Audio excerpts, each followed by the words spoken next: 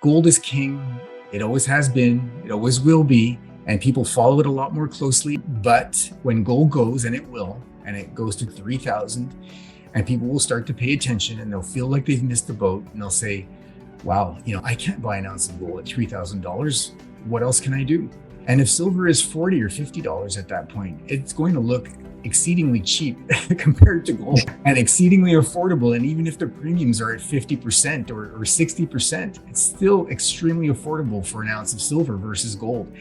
And people will rush to it. They've done it before and they will do it again. And so you just need to get in and be patient and sit on these positions, and they will produce. Even if you're paying a high premium on a couple of silver ounces, just go out there, do a little bit of research, go to one of these big name dealers, order a couple of silver coins online from a recognized mint, and have those in your hands. It's a really small first step, but I think that it's an important first step, and it really gets you to relate to what silver is and to the silver market. And I think it'll pique people's interest, and they will want to learn more. Silver has been money for longer than gold has. It's been money for almost 5,000 years. And it's really only in the last 50 years or so, since the late 60s or 70s, when the US removed silver from its coinage, that we haven't had silver as part of our money. Silver is the name for money in more than 14 different languages around the world. So it's the exact same word. We're living really an anomaly. These last 50 years and not having silver as part of our money it's hard for people to realize. They just don't grasp it, that it's just been part of every day. It's been part of everyday transactions for millennia. And, I think that one of the things people have to be careful of is something called recency bias. Don't feel it's just too dangerous to act, and especially to invest, because investing is all about what's coming, what you have going forward, based on recent past. That's what we call recency bias. For people to think that things will be how they have been in the recent past. I believe we're absolutely in a new paradigm. I think inflation is going to be part of our future for the next decade. And we have, there are dozens and hundreds of studies that show that commodities perform exceedingly well in this kind of an environment. We've had a stock and a bond bull for the last 40 years. And I think that at least the next decade is going to be a decade for commodities. So people really do have to do a little bit of research and understand that, and start to look at how they can bring that into their portfolios. I've said it multiple times publicly. I think that silver could actually go to triple digits. And when I say triple digits, I mean triple digits, 300. I mean, if you look at, and I don't just kind of pull these numbers out of nowhere, out of the air, and try to be sensational. I use indicators that apply to the past, to previous silver bull markets, and I bring them forward. Obviously, I make assumptions. One of the most obvious, I'll give you two examples. One of the most obvious is the gold silver ratio, which many of your viewers and listeners probably know and understand. Now, over the last 20 years or so, the average has been 55 to 60.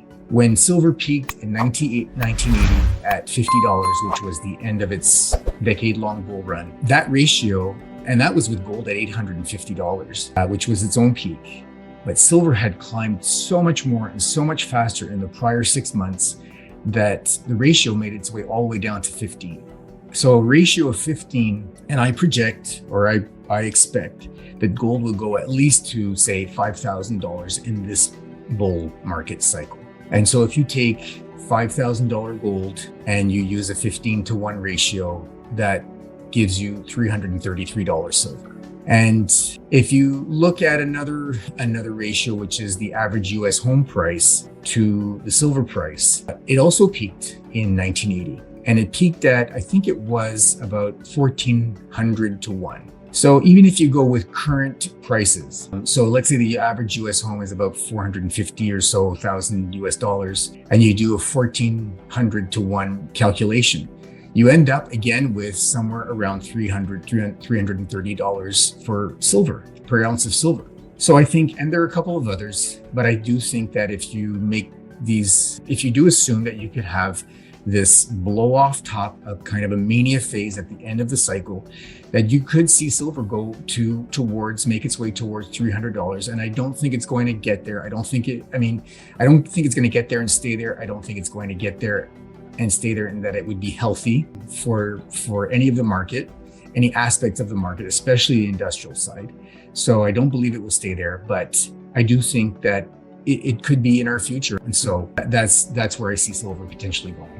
If you just look at it on a pure numbers basis, I guess the demand and supply, demand really is almost 50-50. It actually weighs a little bit towards industrial. So about 55% of silver demand is industrial in some form or another. And then the balance, so almost half, 45 to 50%, is some form of investment demand. At least I qualify as investment because it covers pure investment. So things like physical coins and bars, it covers things like silverware, it covers jewelry. So if you lump all of those three together, you really do reach that 45 or so percent, which, as I say, for me, in some form represents investment. And then the industrial side, which for me at least incorporates the energy metal aspect of silver, has been actually growing. So, most of silver history, it was money. And that changed maybe a couple hundred years or so ago. It started to make its way into a few other things. We started to use it to back mirrors. It started to be used in photography, and then eventually in electronics. And I'm going to say in the last 50 to 60 years or so, that really has taken on a little bit of a life of its own. Photography, naturally, with the advent of digital photography, the physical film has gone away. It's actually coming back a little bit. You do see silver still in some developing nations and things like x-rays for film, etc. But that really has been kind of withering away.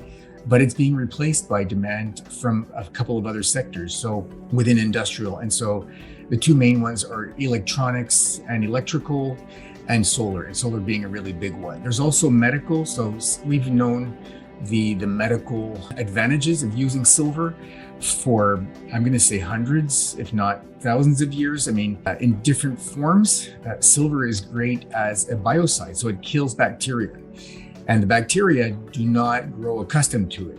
So it continuously works against bacteria. So, some people have told me stories about growing up where, this may be from a developing country, but where they would take silver coins or pieces of silver and dump them into wine barrels to help keep wine fresh. You use silver in water filters. That's very common today to help keep the water clean and again, kill bacteria. But like I say, the two big ones are electrical and electronics. Silver is the single most conductive element. So bar none, the single most conductive element, both for electricity and for heat. And it's also the single most reflective metal that's out there. So everything is measured against silver at a benchmark of 100. So really, silver has some really unique properties, and it really does make it irreplaceable in a ton of its applications. Don't forget to hit that like button. It really helps out the channel. And if you want to stay updated with more content like this, be sure to subscribe and click the bell icon so you never miss a video.